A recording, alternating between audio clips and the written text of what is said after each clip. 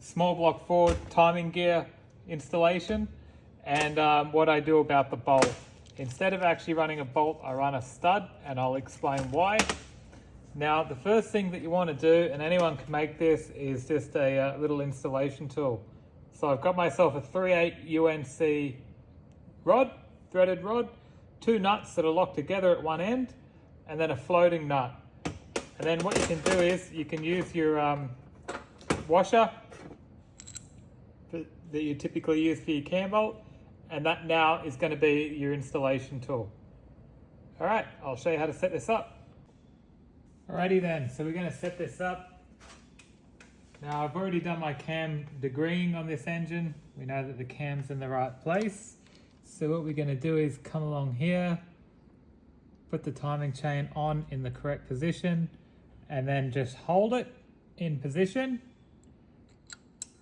Put your new installation tool in to the cam, and then we're going to start to do this up.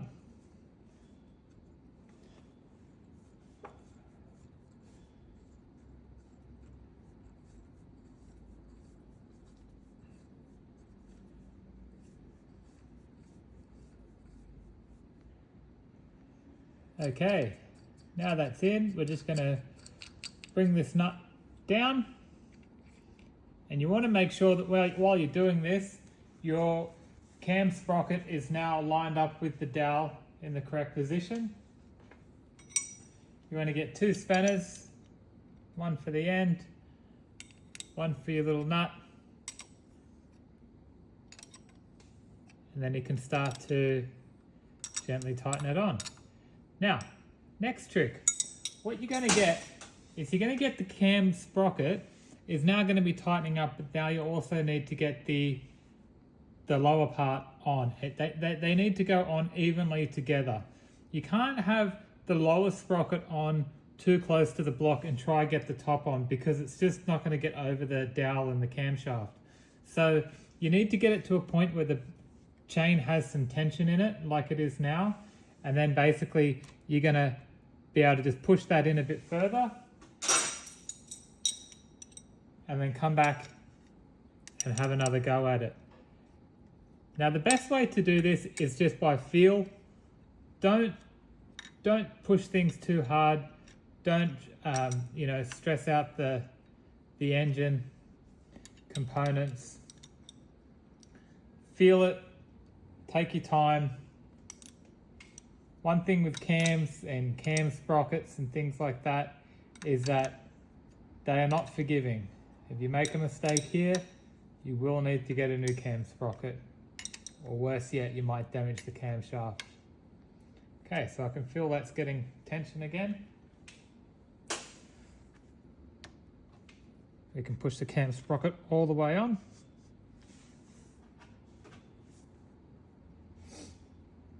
Beautiful. Let's do this up some more. The beauty with this tool, and not just doing the cam up with a bolt, is you're not risking threading any threads inside of the camshaft. They are quite fragile. Some camshafts actually have the bolt hole threads drilled deeper than others. So a bolt may be deceiving. You may think that you've got a cam bolt that's the right length, but it might not be the right length. And what you could be doing is actually bottoming out the bolt inside of the cam. And then as you're trying to do up the cam gear, you're going to be stripping the threads inside of the camshaft. And that is not something you want to do. So now I can feel that I've got this beautifully tight. So what I want to do is back off the nut just a little bit, and then I can bring out my tool.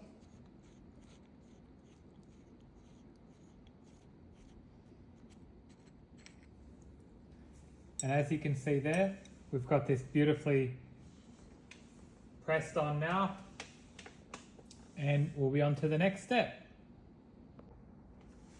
Now sometimes cam manufacturers may put a longer cam dowel in, And when you're doing these setups and you're not running a fuel pump eccentric, that's okay. You'll see this starting to pop out. Don't trim these off, just leave them. They're quite good to have, and they're going to increase the strength of the cam dowel and the sprocket and everything that works together and essentially drives your valve train. So what I prefer to do is just to put a little groove in the washer, and so that leads us to the next part, the stud.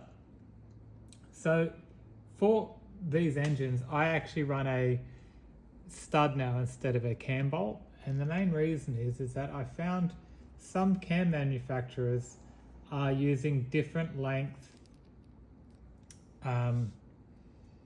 different depth cam bolt holes. They're not always consistent, and it's becoming a bit of an issue when you really want to get this tight and get the cam sprocket up tight against the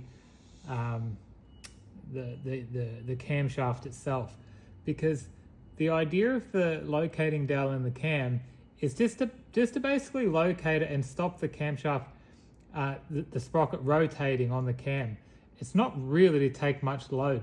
The load and the resistance is actually in the bolt, and it's the camshaft and the sprocket squeezing together. And once they're squeezed together and once they're tight, that's actually going to do all the work. You don't need the dowel. So in some circumstances, people can snap the dowel, and they may blame the dowel that's why they had a failure here. But the failure actually is in the cam bolt itself and not clamping the sprocket hard enough against the camshaft. So as a rule of thumb, now I just instantly put a little stud in them. So just get some ARP lube, pop it on the end there. Now we're going to pop on our little cam washer, and then you want to pop on your little nut. Now with the stud, you only screw the stud in finger tight. You don't need to go any more than that. The optimal length for a Windsor, 302 Windsor or a 351 Windsor for a camshaft stud is 2 inch. You can see there. ARP 2 inch stud. If you're doing a Cleveland, it's a 2.5 inch. So now what you're going to find is